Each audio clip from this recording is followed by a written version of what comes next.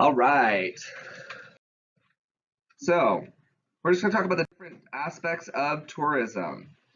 There's two different types of travel. One is pleasure or leisure, and one is business. The opposite is business travel. Okay. Um, and so, why do people travel for personal reasons? Why do they travel for leisure? For vacation, to visit family. What else? A change of pace, absolutely. Yeah. Sightseeing. Anything else? They may have a specific reason. Like when I wanted to go see Lady Gaga, she was only in Houston, so I had to go to Houston. And then, of course, like 2 weeks later, she announced her San Antonio date. I was so mad. I already had my tickets. Okay, but I had to. So sometimes we go to places for a specific reason. Perspective sometimes to get a different perspective. Yeah, to get a different perspective, maybe a different cultural experience. Absolutely. Okay. So visit friends and family. We might get a little education, exchange our, broaden our horizons, get a different perspective. How many of you, anything besides something that's on this list, anybody else travel for any of those other reasons? Yes, sir. Concerts, good. Absolutely.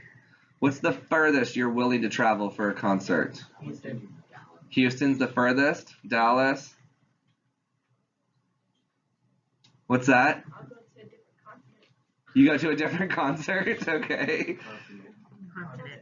Oh, continent. Sorry, it's a different continent. Okay, yeah, different continent. And it probably depends on the artist, right? It might actually be kind of cool to see a different artist somewhere else. I just heard on the radio this morning about who was it? Taylor Swift announced her tour, and apparently her fans are upset because she has very limited U.S. stops. It's mostly overseas. I don't care, but doesn't affect me. Okay, but if you're what I don't know what I call Taylor Swift fans. Swiffers, maybe? I don't know.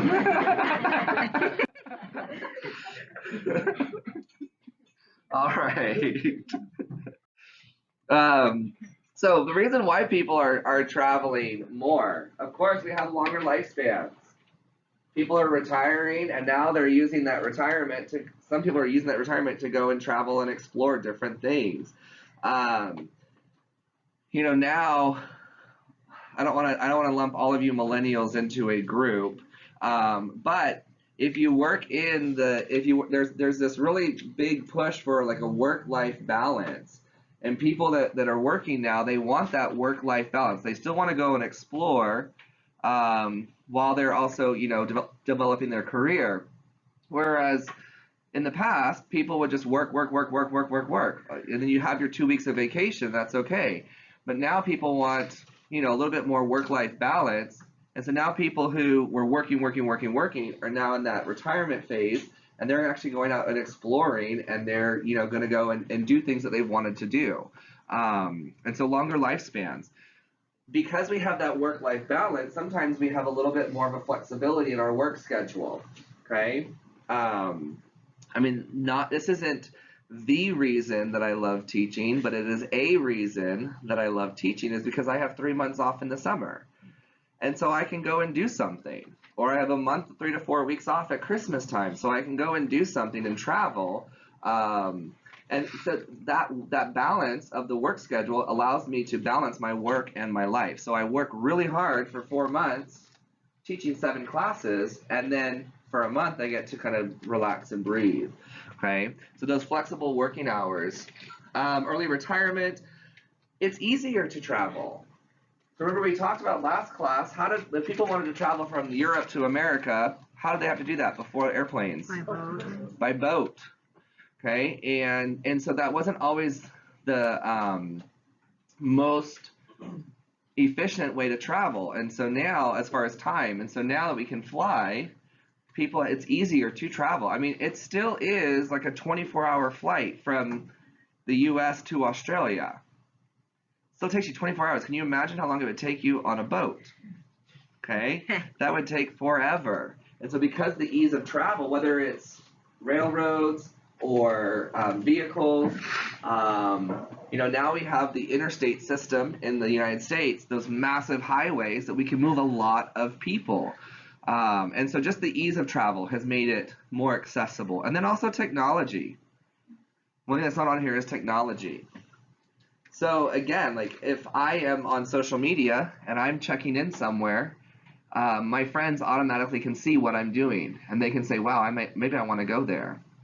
I had a picture from my trip in June. I took a picture in the I can't sure if I told y'all this or not. But I took a picture in Death Valley of my tent, and it's out in the mountains, and it's just my tent, and the mountains are behind it. And Davis Phillips, his family owns Phillips Entertainment. I told you about the scholarship. Davis Phillips commented on my picture. He's like, "You slept in that?" I was like, "Yeah," and I put it up all by myself too, like no help. I was like, "Come on now." And so the people, you can connect with people on those, and you almost like live vicariously. If I see my friends that are in like, I don't know, Sri Lanka, and I see that they're doing all these amazing things, I'm like, wow, I really want to go there someday. And so technology has really changed how we travel. So of course, we have the scenic beauty, different things. This is what we call our pull factors, okay? This is what we call our pull factors.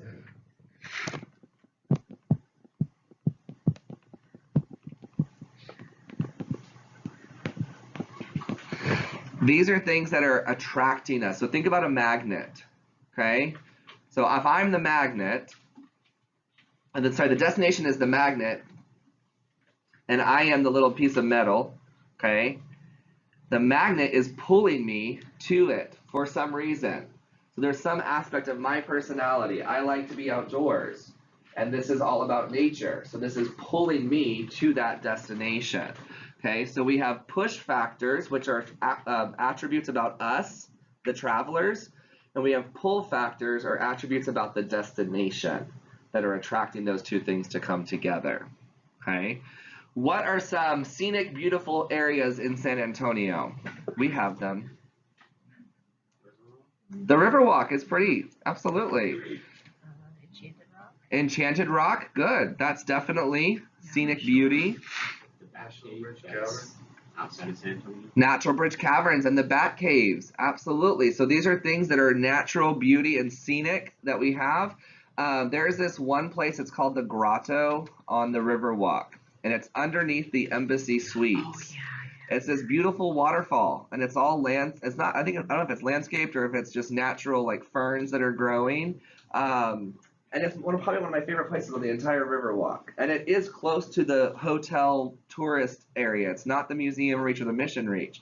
So if you go to the Embassy Suites Hotel, which is on Soledad and Travis Street, between Houston and Travis Street, if you go down the Riverwalk, you'll see the water that actually comes out of, I don't know if it actually comes out of the fountain inside the Embassy Suites, or if it just has that appearance that it flows out into the river. It's a beautiful grotto area. Have y'all seen the giant fish that swim over the Riverwalk? Yes.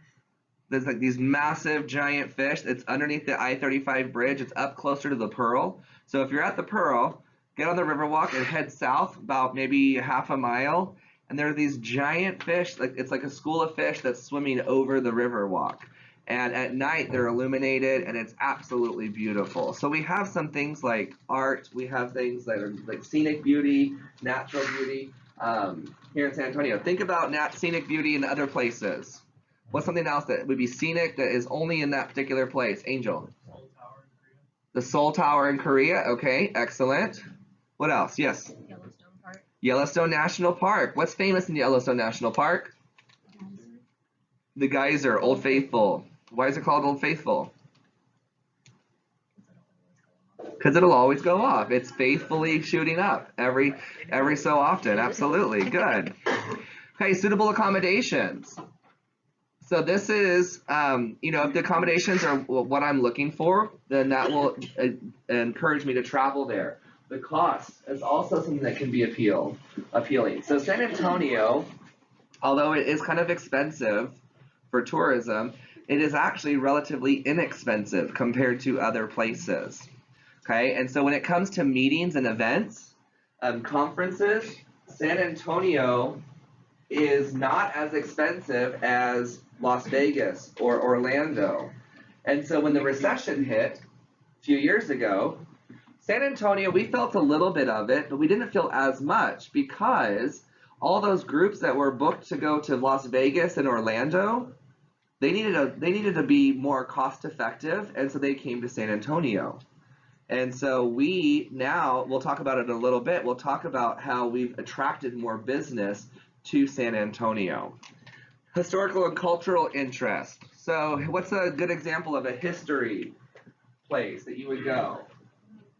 The Alamo. Okay, good. What else? The outside San Antonio. I was thinking about the missions. Okay, so the missions. Absolutely. What else? Gettysburg. Yes, absolutely. Good. Anything else? Any other historical places that you can think of? Lincoln Monument. Washington, D.C. Did y'all know, I don't mean to burst your bubble, but you know the National Mall is not an actual shopping mall, right? Yes. Okay, I did not know that when I went to visit Washington, D.C. So the National Mall, how many of you are not familiar with the National Mall? Okay, so the National Mall, it sounds like a shopping mall, right? Like the Mall of America. This is the National Mall. No. It's all the monuments, like the Lincoln Memorial, all the different war memorials, the Washington Monument. It's all those monuments, all kind of in a big major block. So there's a lot to do and see in the National Mall. Yes, ma'am. Historical markers. Good. Historical markers. Have y'all ever been driving on the road and you see historical marker 1 mile? Yes. Right? How many of you actually stop? Sometimes I do. What is the most obscure historical marker that you can recall that you saw? Kinley, do you have one? Not Kinley, sorry, Kylie. There was one, and it was for a ghost town. Okay. That its original population was only like 15 people. Okay, awesome. Historical marker for a ghost town. The original population only 15 people. And where was it? Like out in the middle of nowhere? Yeah, out in the middle of West Texas. Okay, awesome. That sounds about right. Okay. Anybody else? I mean, there's not an obscure one, but there's one really close to where I live, and it was a battlefield for the Alamo. Okay. I live out in condo, so I didn't realize like how close that was relative like to San Antonio, like where these battles were taking place. Yeah. Okay. So it's owned by some dude now, and he just farms on it, but there's the markers. Yeah. Very cool. Randomly out there. Absolutely. Anybody else? I think in New Mexico it's the big old pistachio. A giant pistachio in New Mexico? Yeah. Okay. Awesome, awesome. That's cool. Martha and everyone is like dinosaur fossils where you see the footprints. Okay, dinosaur footprints out in Marfa in West Texas. Okay. The massacre of Wounded Knee in South Dakota. Like there's like the original grave site from like the battle and everything that like the Indians and soldiers were buried in. Okay, awesome. I mean, maybe not awesome, but Yeah. interesting. So I love the National Park Service. So you have national parks, we have national historic sites, national battlefield, things like that. And so one thing we talked about, driving, flying, taking the bus. One reason why I love to drive is because I can see that brown sign. If you didn't know, brown on like the road signs means an attraction of some sort. Okay, so green is exits, blue is services like gas and food and things like that. The brown is some kind of attraction. And so I see that brown sign, I'm like, ooh, cool, there's this national battlefield. Let me go check this out. Well, I have learned, it says take this exit. I have learned through experience, just because it says take this exit does not mean that it's off that exit. Sometimes it's like 50 miles away, and I'm like, hold up, I'm way off course. But you get to see some really cool stuff. I can't remember the name of the battlefield, but there was one summer I was coming home, and I was at the battlefield, and of course it's completely different than what it was in the day. It was a Civil War battlefield, and they had a house there that was all about, like that house was converted into, the family that lived there converted their house into a hospital, so they could take care of the wounded and whatnot. And then I was doing this whole thing, and then I went up to the top of the hill, and they had a marker right there, and I saw the date, and it was literally like it was like 3 or 4 days off of when that battle had actually occurred so many years ago. And so to be in that moment, in that spot, I was just like, just to kind of close my eyes and picture what it might have been like to see all that happen. So I'm not a huge history buff by any means, but I can still appreciate those things. So yeah, it's really cool. And then cuisine, of course. Yep. Cuisine. Like, I mean, give me a place that you're going to go because of the food. Noah. New Orleans, good. Japan, absolutely. What else? New York. New York City. Although I'm not a big fan of New York cheesecake. I'm a little partial to my own cheesecake though, so that's. Anybody else? India, good. Los Angeles. Oh, I love Indian I went food. to Puerto Rico. I like Puerto Rican food. It's really good. What's that? Puerto Rican Yeah. food? Yeah, Yeah, Puerto Puerto Rico. Okay, so people might travel specifically for that. Do y'all realize that people come to San Antonio for Mexican food and barbecue? Yes. Okay, I know, right? It's shocking. We're like, wait, what? But no, it's true. So when they come to visit San Antonio, a lot of times I discovered this while I was doing events and whatnot. Everyone wanted to have a barbecue. Everyone wanted to have Mexican food. And so it's like they can come, they can land, they go to their hotel, they eat Mexican food, they eat barbecue, they go home, they're like, I've been to Texas. I've done it all. There's no reason to go back, I've done it all, right? And so they can go home, they buy their cowboy hat. That's what they do. They buy their cowboy hat, and they eat their barbecue, and they're Mexican, and then they go home, right? And so there are reasons like why people travel. Of course, entertainment options we talked about. Concerts. Do y'all realize that there are people that come to San Antonio specifically to go to Six Flags or SeaWorld? Bless you. Six Flags or SeaWorld. They come here. That is their reason to come to San Antonio because of the entertainment option. Isn't that everywhere, like, wherever your home is at, it's like you see it all the time, and then people come to see that. Yeah. Like, So for us, it's our theme park. That's in our I don't backyard. live here, but anywhere. Yeah. Even if it's a small town, I'm from a small town, so I've heard people put like, there's this restaurant in this small town. I'm like, no, that's not the best restaurant. But that's because they went through that town. They noticed it. So it's like, even small towns have good businesses. Yeah. So they're recognized too. Absolutely. What small town do you live in? What, Nixon? Yeah, it's like an hour. Okay. Wow. Well, Excellent. I'm from there, but I don't live there now. Okay. Gotcha. So I Yeah. live 30 minutes from here. Cool. We're moving into the fall season, right? I know the temperatures don't represent or don't reflect that, but we are moving into fall, okay?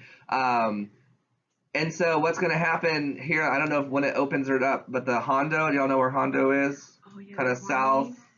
southwest of San Antonio. I think it's the corn Southwest? maze, right? Oh, just west, not south. Get on 90, head west. Just get okay. They have a corn maze. Yeah. I wanna go. I haven't been. Is she? Awesome. The manager for the actual maze. Okay. They brought back pig racing. Okay. Cool. Pig Wow, racing. wow. Fun. It's been years since I've been to Hondo Corn Maze. It's really expensive. Is it? Honestly, guys, like if you're gonna take a family, expect to pay like $100. Wow. Okay. But there's a lot that they offer in Yeah. food, and you can also get your pumpkins there. Okay. Awesome. Excellent. I wanna go. Great marketing plug. Good job. I'll tell you, your mom will be proud. I might get some free tickets.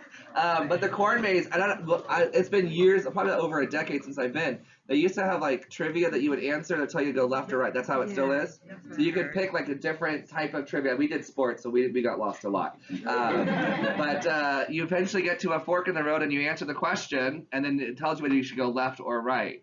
And if you get the question correct, then you go in the correct direction. If you get the correct question wrong, you end up back at that spot. That's how it was. So it's a really cool I experience. wanna go. I've been to other corn mazes where it's a free for all and you just have to find your way out. I'm not about that. I want to know, like, am I on the right direction or not? And there's Los Okay. Maples too. Purple corn.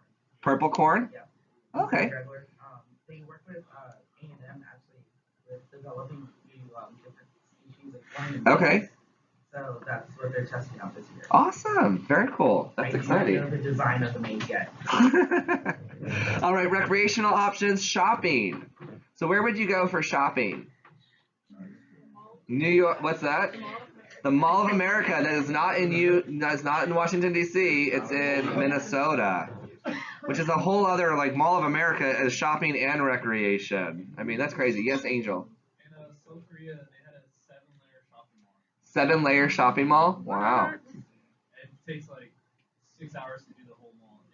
That's If you just walk. out. Okay, interesting. Sounds like the Galleria, like up in Dallas or Yeah. Houston, where they have the ice skating rink in the bottom, and then it's just like open. Awesome. Shopping. Where do people shop in San Antonio? Riverwalk. The Riverwalk, North Star Mall, La Cantera, shops at La Cantera, Yeah. Stone Oak at the outlet center in Stone Oak. Yeah, new IKEA store. I've not been there yet. Either. I've never set foot in an IKEA. Don't judge me, okay? But I've never set foot in one, and I'm trying to hold off as long as possible. I don't know, because I know as soon as I go in, I'm like, yes, yes, yes, yes. And so I know myself. I know myself, okay? I have to test. I have to keep my limits under control. The big boots. Where are the big boots? North Star Mall, right? People see that in pictures when they're advertising San Antonio. When I worked in a hotel, they're like, how do I get to the big boots? All right, let me tell you how to get to the big boots. And while you're there, you can actually do some shopping, because it's not just about the big boots, okay? But people want to see that because that's what they've seen in other pictures, okay? For San Marcos, they like to go to the outlets. The San Marcos outlets, absolutely. Exit 200 off the highway. There's a whole bunch of construction right now going on up there. It's a big mess. Yeah, you have to go one exit early now. It's not worth it, in my opinion, but it may be worth it to you. Okay, that's why travel and tourism is different for everybody. What is this? Machu Picchu in Peru. Miss Kuntz actually just went to Machu Picchu over the summer. I would love to go there. That just absolutely looks incredible. One of my favorite things that I've ever done, I'll have to pull up pictures here in just a minute, is the, what is that called? Mesa Verde. Mesa Verde National Park. It's in Arizona, I believe, or no, Colorado. And it's all the cliff dwellings. And it is absolutely incredible. It was absolutely incredible. So we have those options. Like that's what tourism allows for us to experience those things. So business travel. Now this is kind of talking about like in general, but honestly, San Antonio is kind of a unique city because we don't just focus on leisure travel and we don't just focus on business travel. We get a big mixture of both. So one thing that we've done to increase our business travel and the groups that we can accommodate is we expanded our convention center, the Henry B. Gonzalez Convention Center. And so they've connected it a little bit more over closer to the Alamo Dome. So it used to be this main section, and then it was the Grand Hyatt, and then just open parking. And so now they've expanded that to have a really nice brand new lobby. It's been open for a couple years now. How many of you do not know where the convention center is downtown? Okay, awesome. I encourage you to go check it out. So it's on Market Street, and it's right next to the Grand Hyatt Hotel. And you can go in there. The doors are usually open. You can just go in and walk around and explore if you want. There's a lot of local art in there. If you're driving on 281 37 South and you look to the right, you look at the Tower of the Americas. Right in front of the Tower of the Americas is this really cool mural. It looks like a field of cactus that wraps around the building. That's the convention center. Okay, and so I encourage you to go check that out and see what that's all about because they expanded that. They expanded the exhibit space, so now we can have larger meetings, larger conventions come into town, which means we have more people in our hotels. And then we also have the largest ballroom in Texas, in the state of Texas. It's the Stars at Night Ballroom. It is absolutely gorgeous. Probably can't go in there because that door is probably locked. But I can show you some pictures here in just a moment. The Stars at Night Ballroom is absolutely stunning. It's the largest ballroom in Texas, and we market that so people are like, okay, I want to have a meeting, and I need a ballroom space that's going to fit so many thousands of people. Well, we have that in Texas. In San Antonio, it's the largest one, and so it might have changed. I'm not sure. Everyone always wants to be the biggest. And so as soon as San Antonio says we have the biggest, I think I heard somewhere that another city was going to build the biggest ballroom. So we're always competing. All right. So business travelers typically spend more money than the leisure travelers because typically they are spending the company's money. A leisure traveler is spending their own money. So they typically are a little bit more price sensitive, okay? It's a really nice way of saying cheap. It's more cost effective. It's more inexpensive. It's all about the words you use, okay? So it's more inexpensive. It's more cost effective. People are more budget sensitive when they're traveling on their own dime. You know, now when it comes to business travel, those prices are typically a little bit higher because the company is paying for that, okay? So if you want to rent a car during the week, you pay the corporate price, which means it's a higher daily rate. If you want to rent a car during the weekend, oftentimes it's a little bit lower because that's the leisure rate. And so hotels, same thing. Sometimes the corporate rate's a little bit higher. Or if you're in town for a meeting or an event, then oftentimes the coordinator of that meeting has negotiated a price for your hotel space for a block of rooms, okay? Typically, excuse me, typically, or sometimes, not typically, but sometimes people will actually mix their leisure travel and their business travel. So let's say they're coming to San Antonio for a meeting. Well, and their meeting starts on Monday. Well, they may come in on Friday. And they'll be here from Friday to Sunday and have their leisure time, and then their meeting starts on Monday. I had a few years ago, I can't remember how many years ago it was, I did the rock and roll race, for the rock and roll half marathon, or either the marathon or the half marathon that year, I can't remember. And the next morning, I was hired to sing the national anthem at an opening session for 800 people at the Grand Hyatt, or I can't remember what hotel, maybe it was the Grand Hyatt. And the meeting planner was a really good friend of mine, and I told her, I was like, I showed her my medal. And she was like, oh my gosh, you have to wear your medal while you're singing. And I'm like, well, that's kind of weird. But she said, no, a lot of people actually, because they handle all the travel for the attendees for the conference, she's like, a lot of people actually came in early for the weekend so they could run the race, and then the conference started on Monday. So oftentimes you can combine leisure and business as well. So of course, there's a lot of increased security at the airport. We all know that. Okay, if you've traveled recently, you know that there's an increase in security. For that, a lot of time at the airport, that adds to the time that people spend in the airport. And so for business travels, of course, our leisure travels, we want to get in and out. But if you travel for business, it gets exhausting. And always going through the airports and always going through security and things like that. And so oftentimes, like, people that are traveling for business, they want those nonstop flights, or they want those direct flights. They don't want connections. They don't want to spend time in the airports. They want to, take off and get to their destination and get right to work.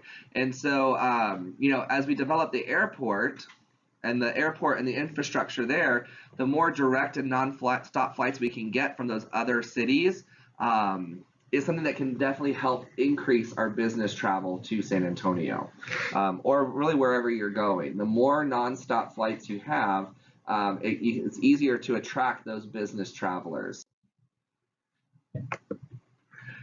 All right, so of course, tourism is bringing people to your area. Tourism is people traveling for a purpose. So we might have an impact on the environment when we're here, when our visitors are here. We might have an impact on the physical resources that are available. Definitely we're going to have an economic impact. And then the socio-cultural interactions. We're going to interact with the different cultural backgrounds of people. And so let's talk about these. All right. What is this? Mariachi. Mariachi, absolutely. Okay. I used to let people like, oh, I have to have a mariachi that plays at my event for an hour, and I'm like, really? You need about 15 minutes. Okay. But then as honestly though, I love mariachi. How many of you love mariachi? How many of you do not like it? And that's okay. It's not for everybody. How many of you are like, okay, I can tolerate it? Okay, cool. There's a time and a place, right? Okay, good. There's a time and a place. 5 minutes. Okay. I do. It makes me, okay. So mariachi and what is it? What's the dancing? Flocori? Florico. Flocori? What is it? Florico. Florico. Okay.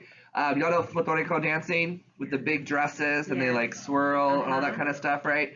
So I went to Corneation, which is an event during Fiesta time at the Empire Theater. I went last year for the first time ever, and they had a whole mariachi and flocorio dancing. Sorry, I can't say that right. Florico. There we go. You gotta roll the R. Puerto Rico. There you go. Okay. And so I was in the very last row of the theater, and I like jumped up to my feet and I was crying and I was like, I am so proud to be from San Antonio. I mean, those dresses were just incredible. I mean, just like the sense of pride that I got, because that is something that's part of San Antonio's culture. Now, I know that it's not San Antonio culture, that's the Hispanic, the Mexican culture, but, or maybe is it Spanish? Mexican? Okay. So it's part of that culture, but that is part of San Antonio's culture. And so when I saw that, I was just like, man, yeah, I'm from San Antonio, right? And so it just makes you like really proud that that's part of your culture. Yes, ma'am. Barbie, the Barbie dolls, Mm-hmm. they just came out with a new Barbie that is a Dia de los Muertos. Okay. And so she's made up like the skeleton. Uh-huh. Gorgeous dress, and they're on sale right now. HEB has them. Mhm. They're going like hotcakes. Of course. And online, they're up to $200. Oh my goodness. Wow. They are beautiful, but again, I think that represents the Absolutely, that culture. Very good. Very good. Social and cultural impact of tourism. So it helps people have a better understanding of your culture. It helps people have a better understanding of the way of life of people that live in a specific area. And of course, we're just kind of creating that universal respect for human rights and promoting freedoms, okay? As we see that, you know, we in America have enjoy a lot of freedoms that a lot of people in the world do not. And so as we travel, we can really see and get a better understanding of what the way of life is like for people in other cultures. Is it always a great thing for us to say, oh, our way of life is the way that you need to be living? No. It's not always. Yes, sir. Did you see in China how they were protesting communism at the airports, like disturbing the travel? I did not see that. Oh, that's in Hong Kong. At Hong Kong, yeah. In Hong Kong? Okay. I'll have to look. I'll do a search for that. If you can find an article for me and email it to me, I can post it and share it with the group. They were like taking over the airport to disturb travel, and they're waving American flags. Oh, you know, I did see that. Yeah, I did see that. Absolutely, I did. Right, and so this that kind of has that influx of, so our cultures will merge, our cultures will kind of mesh together, and that is one of the impacts of tourism, that it can affect the culture of that region. So a lot of times, like in island communities, the impact of tourists coming to that island is the people that live there, especially the younger generation that live there. They see these tourists and they all of a sudden are like, wait, I want to go and experience that way of life. I want to go and experience that. So they leave their culture to go and experience something different. So it can have an impact. It can have both a positive impact of, like, you know, educating people about your culture, but it can also have a negative impact on the culture as well. Sustainable tourism is something that's really a hot topic. And so sustainable tourism is not just about being green and environmental, okay? So environmental tourism is part of sustainable tourism, but sustainable tourism is actually just the ability to sustain tourism in that area, okay? So as we see an influx of visitors, we have to build new roads. We have to have an improved highway system. I had friends that went to the Olympics in Brazil, and they said they sat in traffic for hours upon hours because they did not have the infrastructure of the roads to accommodate for the mass number of people that were going to be there. Okay, there's a whole other topic about major events and how it impacts tourism, or how it impacts the destination.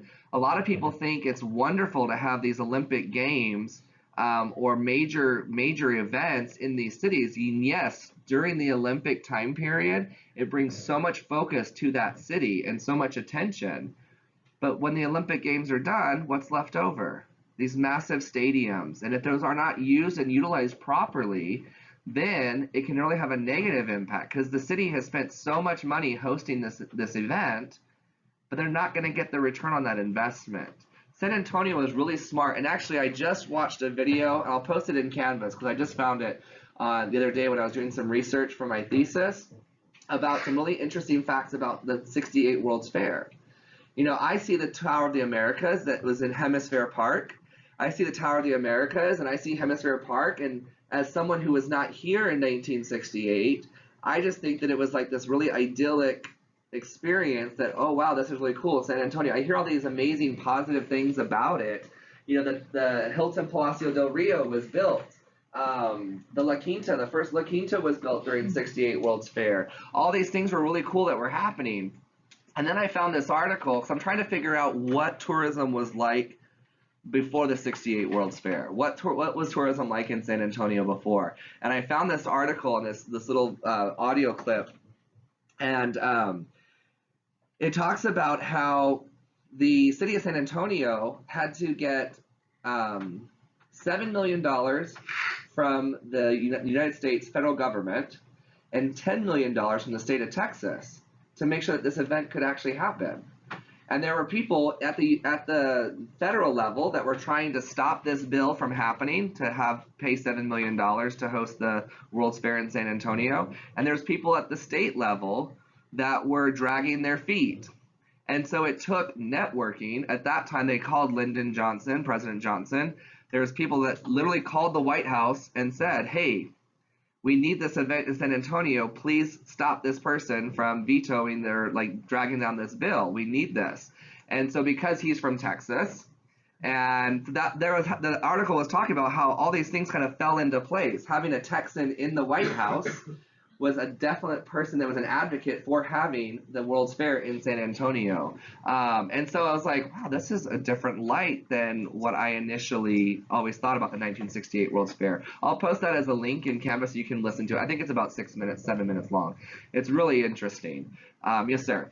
So it said Hong Kong airport sees dramatic drop in passengers amid protests. That was 3 days ago. 3 days ago, okay. It says Hong Kong hotel workers go on paid leave as tourists shun city. Absolutely. That definitely has an impact on that. Okay. As we have an increase of people, we need to make sure that our water system and our sewer system is able to accommodate for all of that. And then, do we have transportation? So are we in a situation where we have options for mass transportation, or do people have to rent cars when they get to us? And so it really kind of just depends on the situation. Okay. Also, with recently the UNESCO World Heritage Site announcing the San Antonio missions as a UNESCO World Heritage Site, that happened, I think 2 or 3 years ago, that could potentially now lead to an influx of more international travel. We're now on an international registry of historic places, not just a national registry. And so people that travel for those historic purposes, they now look at that list and oh, I might want to go to San Antonio to see these missions. And so if they do that, well, now if we have to be prepared for an influx of international travelers. When I was in Scotland a few years ago, how y'all see those red double-decker buses? Okay, it's called City Sightseeing. So that's the company, and there's City Sightseeing everywhere. City Sightseeing San Antonio, City Sightseeing New York, City Sightseeing Edinburgh, Scotland. And so that's where I went in Scotland, and I got on the thing, and they give you a headset, a little earphones when you walk in the bus. You plug it in, and there's a little strip that had, I think, about 8 different flags. So there was, they had the British flag for English. I'm like, y'all could have put an American flag on there, but whatever. I was like, it's all the same. So they had a British flag for English. They had the China flag for Chinese. They had Japanese. They had Italian. They had Mexican. And so, or Spanish, and so you push the button and the tour was automated in your own language. And so you could sit there and listen to the sites and see what's going on, but you would hear it in your own language. So being prepared for that is something that they've done to accommodate those different international travelers. Okay.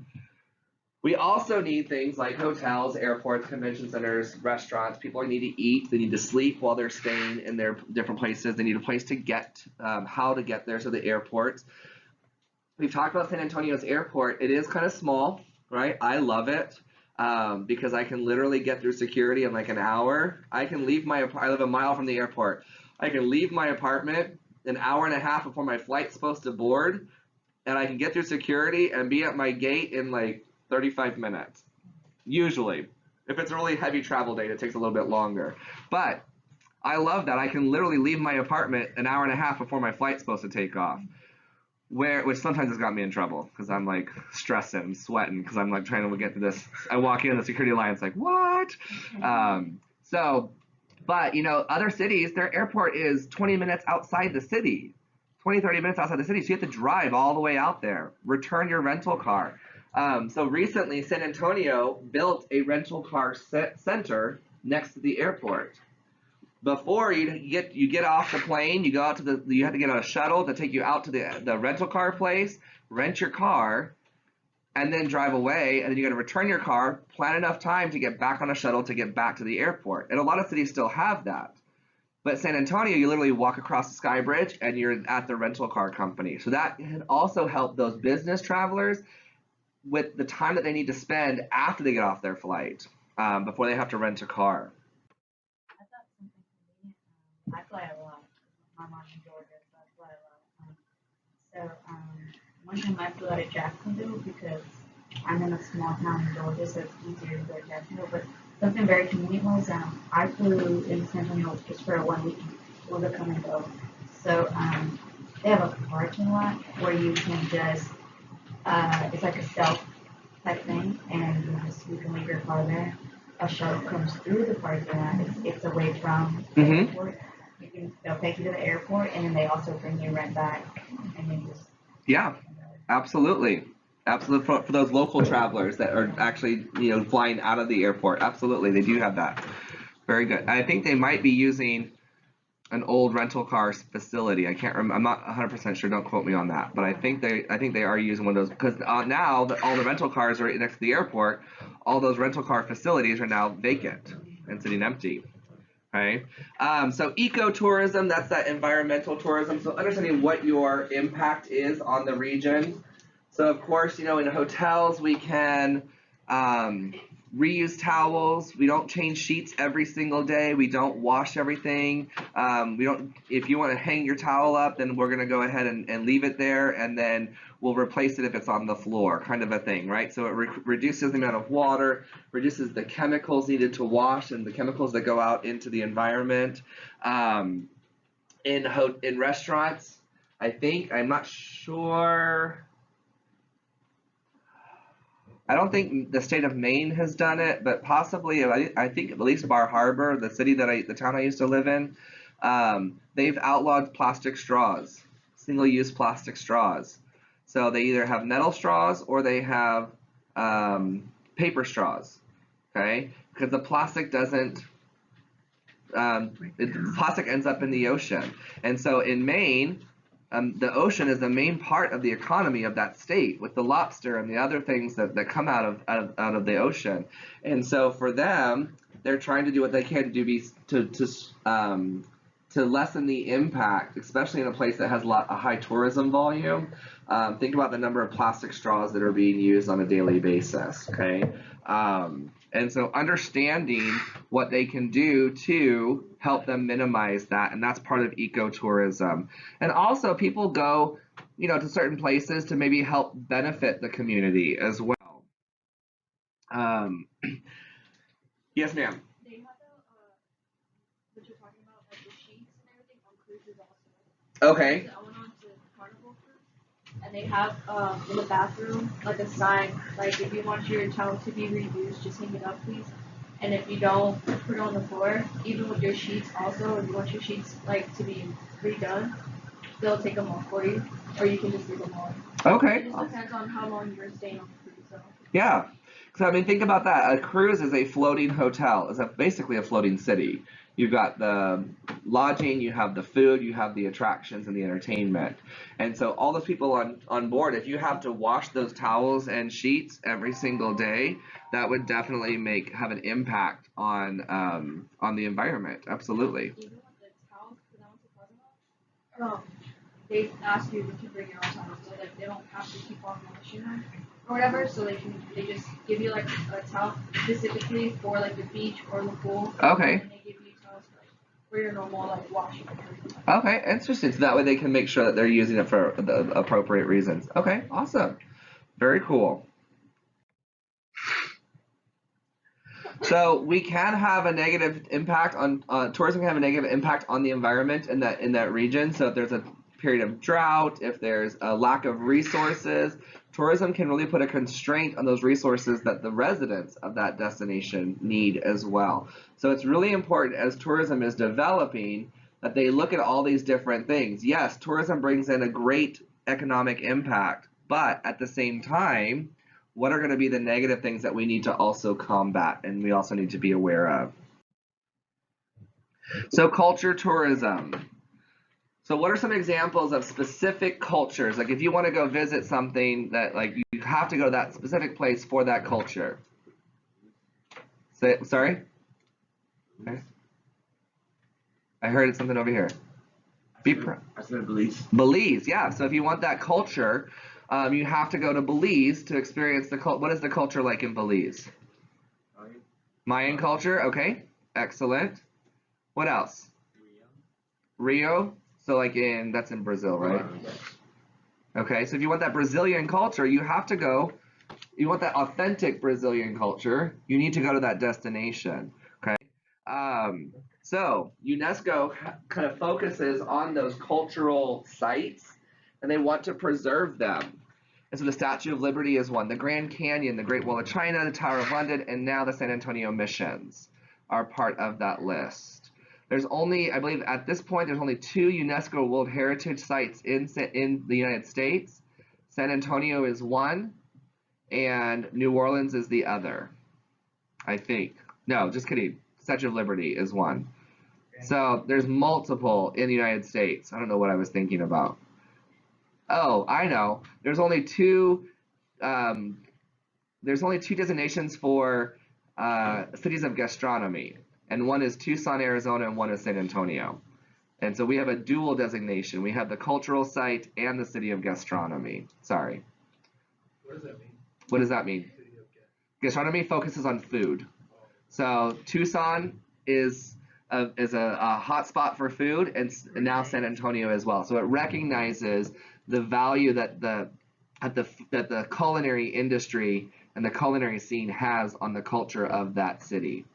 They're recognized. So again, if people are big foodies, they might check out that list and be like, oh, I want to go to Tucson and I want to go to San Antonio to figure out, to understand why it is a city of gastronomy. And so because we have a lot of, the Pearl has a great example of a lot of different chef-owned restaurants. The Riverwalk actually has a great, it is,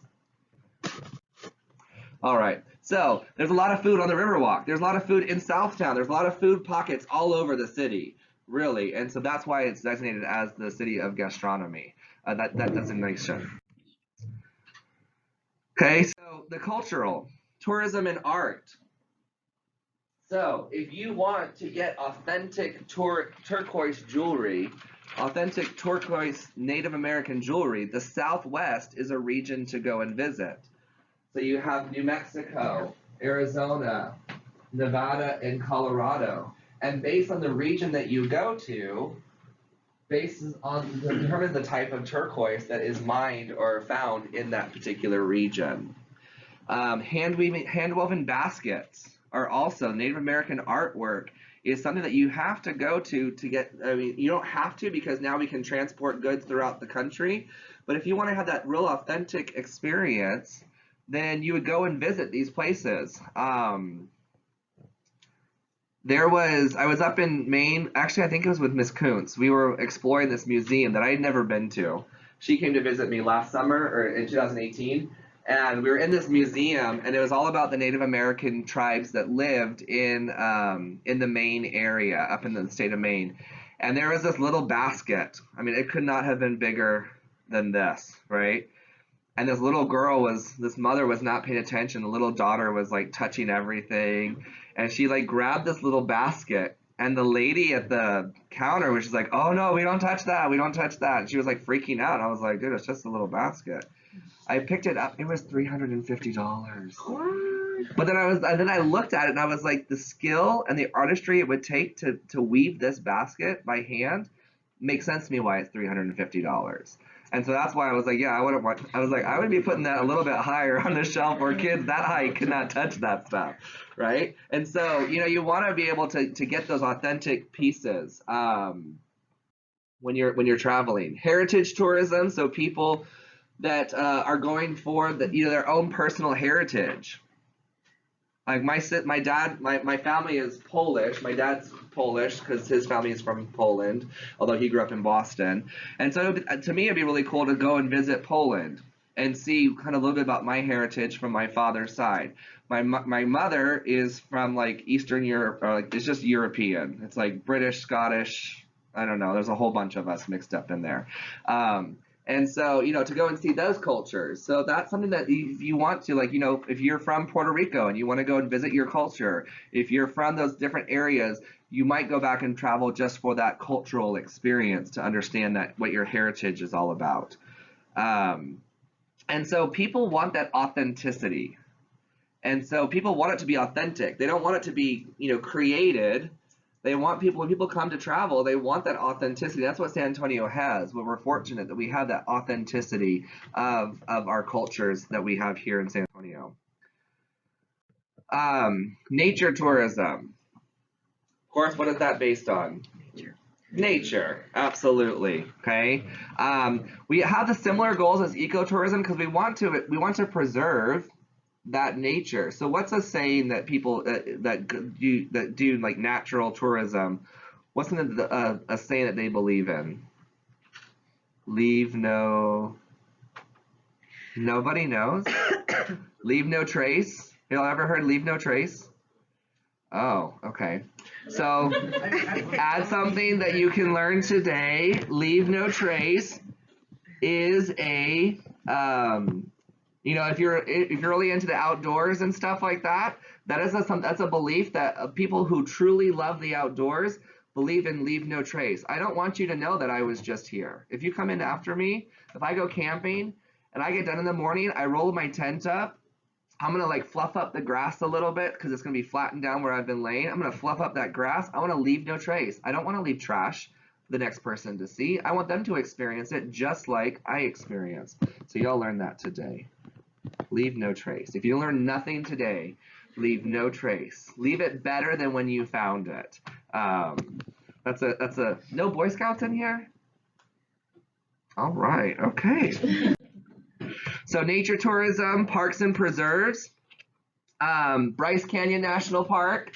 This is Bryce Canyon. They're really known for their hoodoos, they're called. You ever saw that movie where the guy had to saw his arm off because he got crushed by the rock? Yeah. That's in Bryce Canyon National Park. Oh my gosh, this is from 11 years ago. Whew. Zion National Park is in Utah.